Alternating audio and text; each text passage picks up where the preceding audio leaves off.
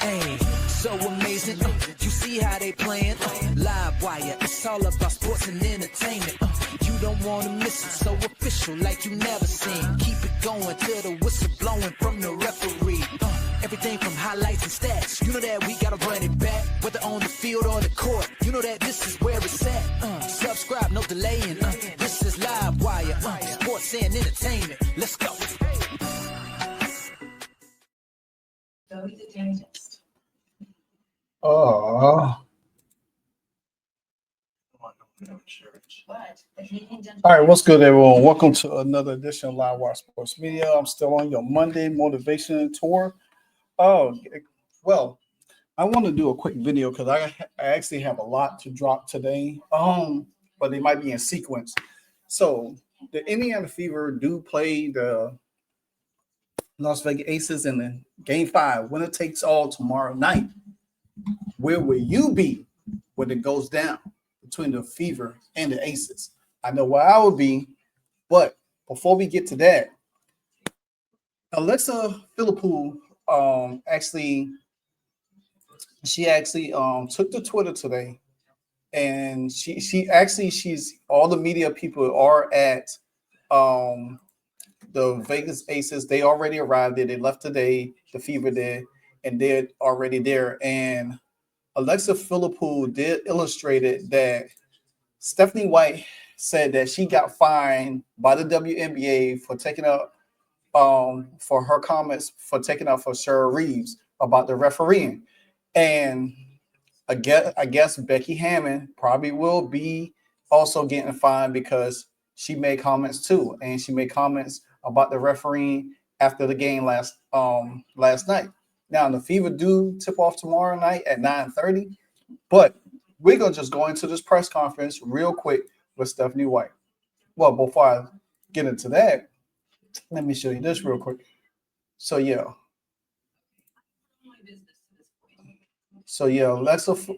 Alexa Philippou, who's there, she said that Stephanie White said that she got fined for her comments in support of Cheryl Reeves yesterday. And the comments who started reading said they want to fix it in secret. Then you're going to have a level playing field. The irony, someone players don't want it. They want the favorable whistle, can't win on skill alone. Some say sports is a microcosm of society, and so we got bigger problems than just basketball. Then this other lady said, I guess the league felt the need to be consistent. Cheryl was punished for saying it. I can't see why people saying they agree with her would be a punishment. That said, I'm glad both Stephanie and Becky Hammond spoke up for the support. So yeah, I mean, all in all, it's going to be one of those things that is going to circulate in the off season. It's going to be a bigger issue, I think, going forward. Maybe Caitlin Clark will start getting favorable whistles, and she won't get as beat up as bad as she has been because it has to change from that point.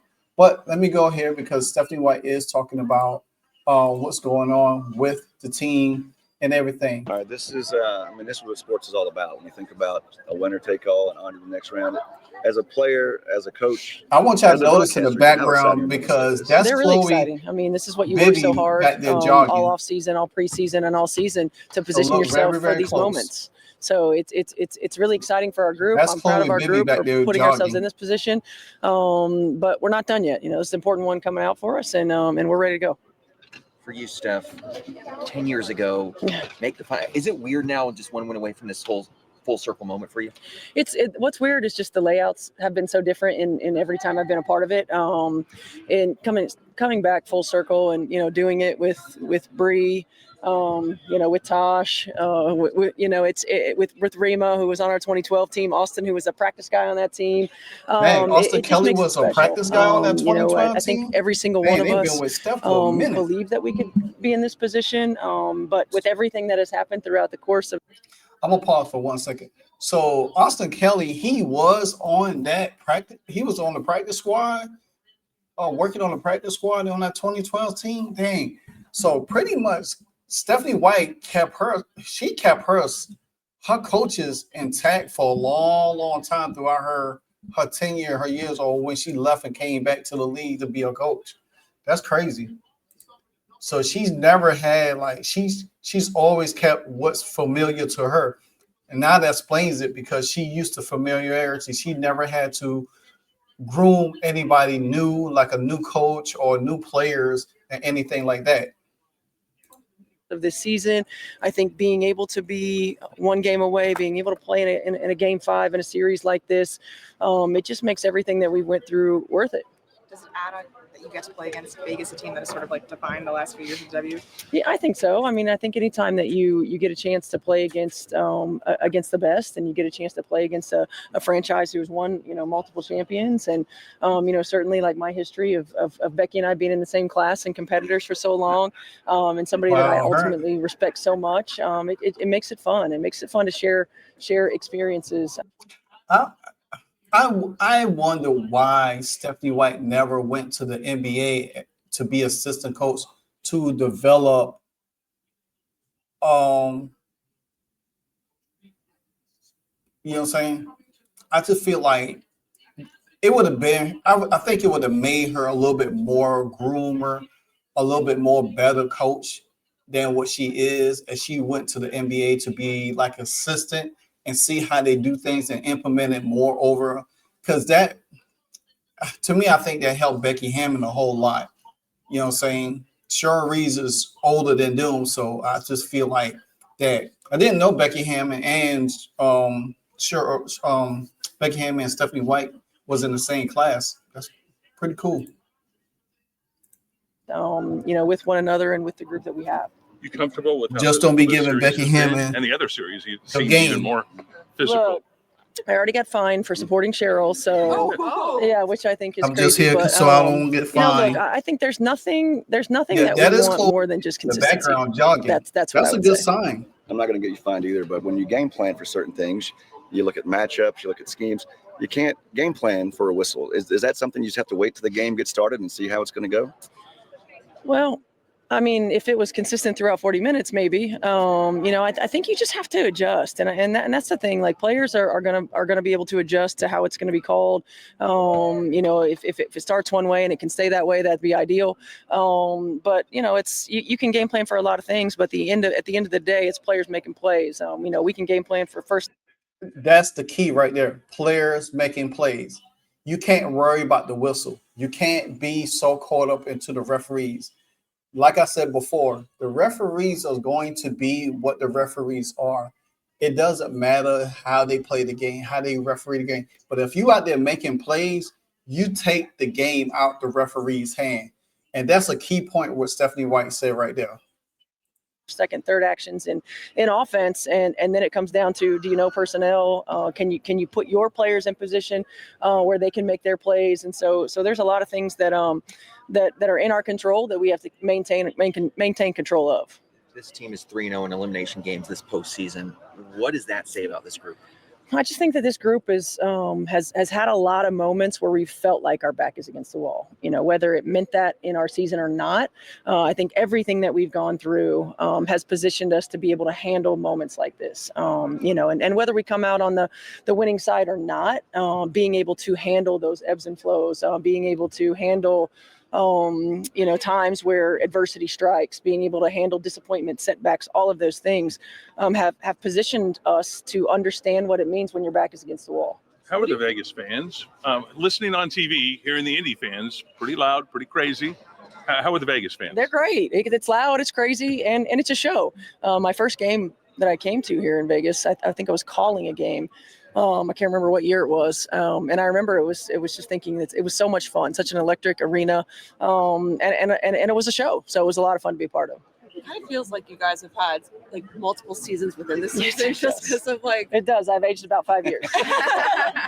I guess within that context, is there a moment, a game, on the floor, off the floor, where it really set in for this staff or for you that like this group was like capable of a run like this? I think that every time we're game planning and prepping and watching the film, we always believe that we can put our players in positions for success. And I think that because we're problem solvers, it seems like every time we lost a player, it'd be like, okay, we would have our moments, and then we turn our attention to, okay, well, how can we continue to put our teams in position to be successful? And I think that has really just allowed us to stay the course. I don't know if there was one moment outside of feeling a little bit of that fight, that resilience at Connecticut that we talked about.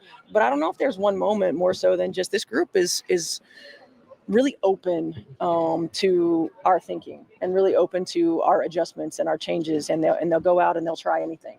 And because of their flexibility and because of my coaching staff and their ability to think outside the box and tweak and make changes, we've been able to put ourselves in positions to. So pretty much she relies on her coaching staff to help tweak things, tweak the game plan, and put these players in different position.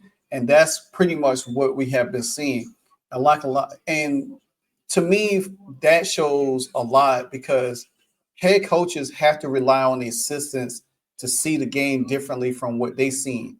And just like in football, you have an offensive coordinator and you have a defensive coordinator.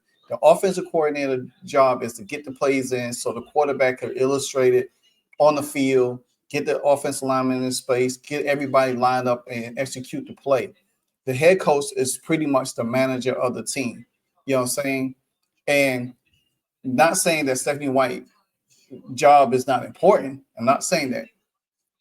But you got to look at it in football sense, is that Austin Kelly, he draws up the plays. Breanne January, she's the defensive coordinator on the team. So she has a hand in that. And I think Christmas Kelly, she's just the assistant, I guess, like personnel, making sure everybody's good or whatever. But Austin Kelly, you could tell, even when Stephanie White was out in them games, he was the one making sure them plays. And you could see him in the huddle with her. She gives up speeches, she talk or whatever. But at the same time, that's an important part of coaching, relying on your assistants, not you making so much of the decision. To win ball games. Are you like you're still learning like this particular iteration of your team? Yeah, but I do feel like this team is the one that has been together for the longest throughout the course of this. I don't know if it's true or not, but it might be the team that's consistently been together for the longest period of time. Do you feel like and I agree with that. I think I said this before. Once they had got Ariel Powers and incorporate her into the team and Shea Petty, they already had Shea Petty. I think this team took off more because they was able to do more things, even though some players didn't get playing time like they want to. But now you see a little bit more of Bree Turner on the floor, KK getting more minutes. She's been learning. It would have been indicative as KK had got more playing time throughout the season, but it didn't happen that way. But this team here, I think, has been the most consistent. They've been through the battles going for the end of regular season into the playoffs, so they are pretty well set. Then you see Caitlin Clark's background right there. Are you a little impressed, in a sense, of the way that your team has been able to kind of be open-minded, like you were saying, in the sense that it's just like it's a lot of new players that you brought in the off season. It's also a lot of young players. Players that were also brought in mid-season. It's not like this was a group that's been playing together for 3 or 4 years. Yeah, I think number one, it starts with the type of players that we have, and Amber and Kelly did such a great job of getting coachable players who just want to be great, who want to continue to learn, who want to continue to develop. Over there, who haven't been in some of these types of moments. So for us, I think we've got a really good group that just wants to continue to push the envelope, and I feel like we've been blessed because every time we get a little bit closer, they've allowed us to push us a little bit, push them a little bit more. And not every group is like that. And I'm really thankful that this group is. All right, guys. So there you have it from Stephanie White, just giving you a little background of what the team is and how they're doing and everything like that. And it's going to be very important how they handle Game 5 coming tomorrow. I do believe that the Indiana Fever are going to win Game 5. They're going to punch their ticket to the WNBA Finals for the first time since 2012. And I do believe that I said it before. This is a David and Goliath type of deal. The Fever are David, and the Phoenix Mercury are Goliath. Standing in the way right now is the Aces, and I think the Aces is pretty much spent. I think Becky Hammond has thrown every trick in the book, and it's now the Fever has adjusted to it. They've seen this team constantly now, and I don't think there's nothing more else that the Aces could do.